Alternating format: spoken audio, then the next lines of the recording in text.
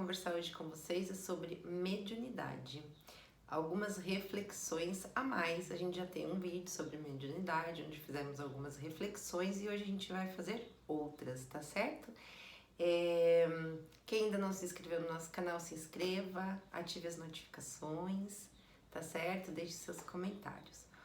Bom, a gente já falou que a mediunidade é algo inerente no ser humano. Alguns vão passar uma vida toda e aquela mediunidade ela vai ficar ali adormecida. Outros muito cedo, às vezes como criança, ela vai aflorar. Outros em algum momento da vida, às vezes até num momento difícil da vida, onde a pessoa está cheia de problemas, aquilo vai vir à tona, não é? E o mais importante disso é a gente entender que apesar dela ser inerente em todos nós, nem todos nós iremos desenvolver nossas faculdades mediúnicas como incorporação, psicografia, psicofonia, clarividência, clareaudiência, mediunidade olfativa e por aí vai, né? O que é importante a gente entender? Que a gente pode ter uma faculdade mediúnica ou várias, né? Você pode ser médium de incorporação, clarividente, clareaudiente ou só mesmo médium de incorporação ou médium só de psicografia. Vai depender daquilo que você for desenvolver e aquilo que precisa ser usado por você nesta encarnação, ok? O que eu percebo que às vezes deixa os médiuns muito aflitos é o período de desenvolvimento mediúnico, onde gera-se muita ansiedade, muita insegurança, medos, preocupações. E por que eu percebo que isso acontece? Bom, as pessoas têm o hábito de se comparar, né? Umas às outras, o que não deveria acontecer. Muito menos quando a gente está falando de mediunidade, que é um sentido extrasensorial. Bom, se você é médium, ou seja, se você é uma ponte entre o mundo material e o mundo espiritual, entre essa realidade e uma outra realidade, não é? Se você consegue se comunicar de qualquer forma com espíritos ou com seres de outras realidades, se você consegue transitar entre o passado e o presente dentro das suas visões e outros não conseguem com a mesma facilidade, não tem nenhum problema. Mediunidade não se compara. Então, às vezes, as pessoas têm o hábito de pegar grandes nomes de grandes médiums que nós temos e traçar aquilo, às vezes, até como um comparativo, não é? Mas a gente precisa entender que são coisas diferentes, né? Por exemplo, a mediunidade de um Chico Xavier. Nossa! Talvez ele tenha usado 100% da sua capacidade mediúnica. Ele também tinha uma missão. Ele dedicou toda a sua vida, todos os papéis da sua vida para isso. Ele tinha uma missão grande, até mesmo de consolidação do espiritismo aqui na nossa realidade material, né? O Zélio de Moraes, que é para a Umbanda, né? Aquilo que o Chico foi para o espiritismo, vamos colocar assim, para o espiritismo aqui no Brasil. O Zélio tinha uma missão de fundar uma nova religião aqui na nossa realidade material, né? E provavelmente ele também usou 100% da sua capacidade mediúnica. Nós temos uma missão com a nossa mediunidade? Temos, mas é uma missão mais voltada para nós, inclusive, não é? Primeiro de tudo, a mediunidade te propicia a bênção do autoconhecimento, a bênção da expansão consciencial, a possibilidade de você se tornar alguém melhor. Depois né, a sua mediunidade pode ser posta a serviço de outras pessoas, mas em primeiro lugar a sua mediunidade é posta em seu próprio serviço. Se você está lá no seu terreiro e está incorporando teus guias, quem é o primeiro a ser ajudado? Você mesmo. Então, é uma oportunidade imensa de aprendizado. Se você não aproveita isso, comece a aproveitar. Não desperdice essa oportunidade de aprendizado, de estar incorporada em guias extremamente sábios, evoluidíssimos, não é? Que vêm aqui porque nos amam, que vêm aqui para nos auxiliar na nossa expansão consciencial, no nosso despertar consciencial e na nossa evolução espiritual. Então, qual é a nossa missão com a nossa mediunidade? Isso que eu acabei de dizer, a nossa missão primeira é conosco, em nos tornarmos um ser humano melhor. Não é? Desde que eu entrei na Umbanda, eu ouço uma frase e eu levo ela adiante porque eu acho ela muito sábia.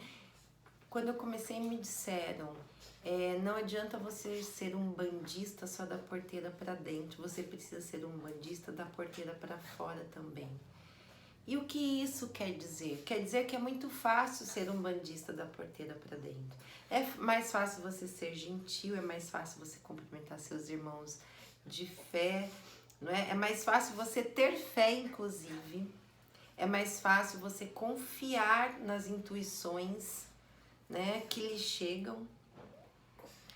E da porteira para fora, quem é você do lado de fora? Você carrega os ensinamentos da sua religião junto com você?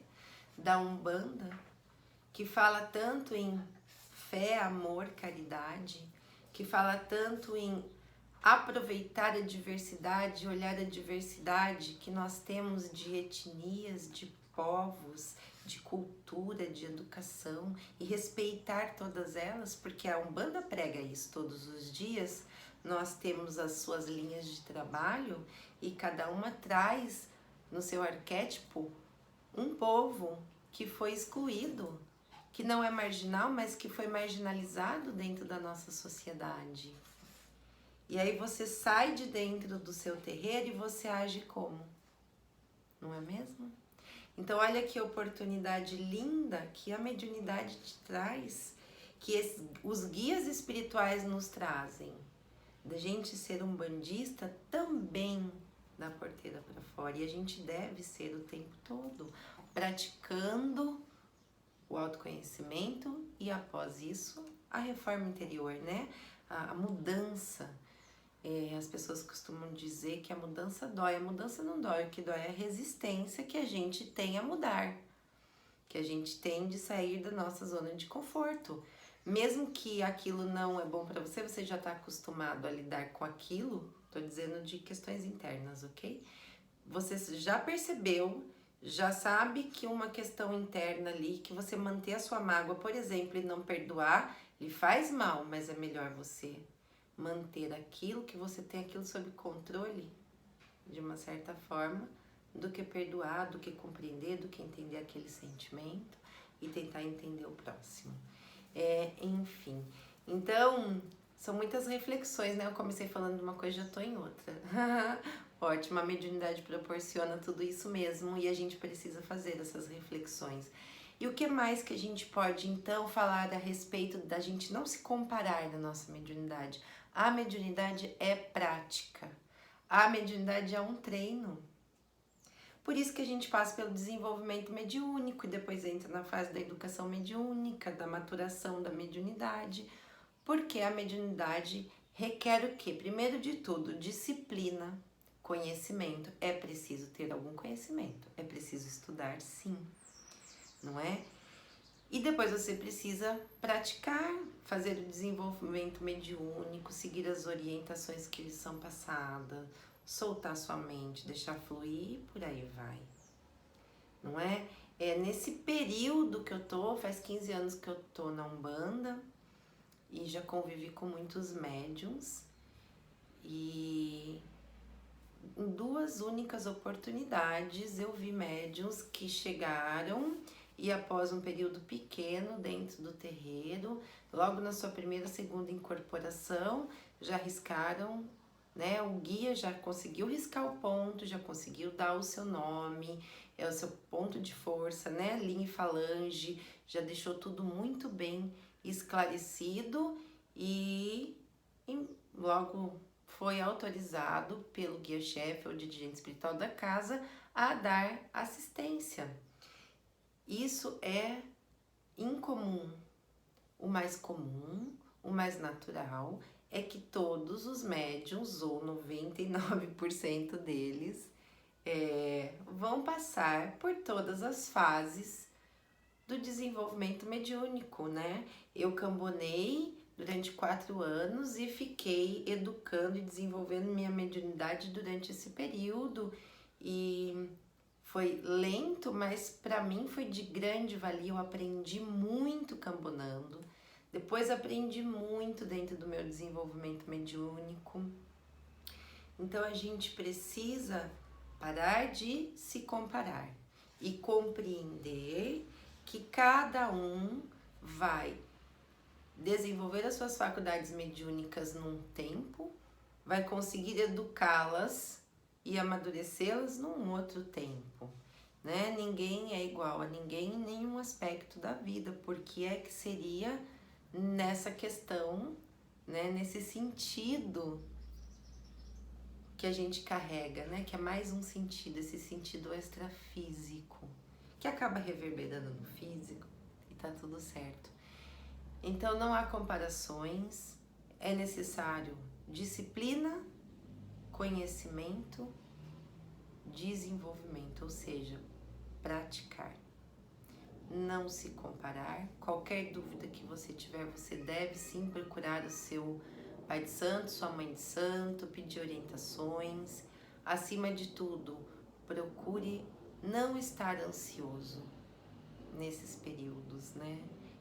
De desenvolvimento e de prática. Procure não ficar ansioso. Procure entender quais são as suas inseguranças, ou qual é a sua insegurança, se for uma única.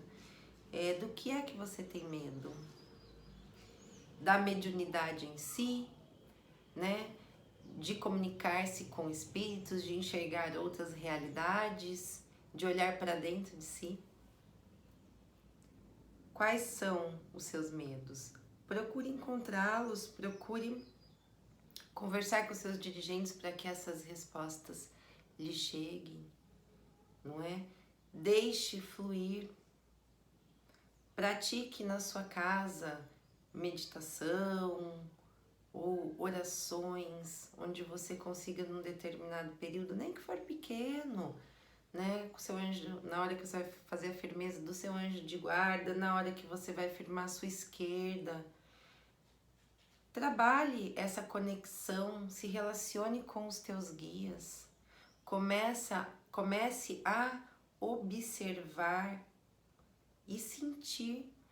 Eu acho que além, né, da prática, a mediunidade está muito no sentir e entender o que você está sentindo. Aquele campo energético é seu ou você está sentindo o outro? Você está sentindo o encarnado, alguém da sua família, ou você está sentindo um campo espiritual que está lhe chegando, não é? Então, quando você vai incorporar, antes dessa fase, você já começa a sentir a presença dos seus guias. Então, faça isso com calma, vai percebendo a energia que ele carrega, aquilo que ele te traz, não é?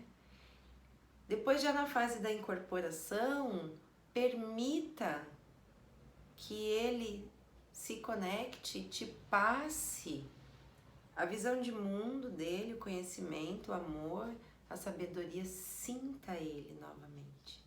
E por aí vai. Então, são processos que vão ter duração maior ou menor, a depender de cada pessoa, não apenas das faculdades mediúnicas que ela carrega, mas daquilo que ela carrega, da bagagem emocional que ela carrega, da bagagem espiritual que ela carrega. Tudo isso vai interferir na sua mediunidade. Uma pessoa que tem um viés, um padrão, onde ela é extremamente controladora, ela vai atrasar o desenvolvimento mediúnico dela se ela não aprender a lidar com esse controle. Porque a primeira coisa que a gente precisa aprender é se despir desse controle para que a gente possa, um outro mental, outra energia se acoplar à nossa e agir através de nós, não é mesmo? Bom, então é isso que eu queria falar hoje. Eu comecei um assunto, passei para outro, terminei de outra forma, ok? A gente vai voltar outras vezes com reflexões a respeito da mediunidade. Saravá, axé.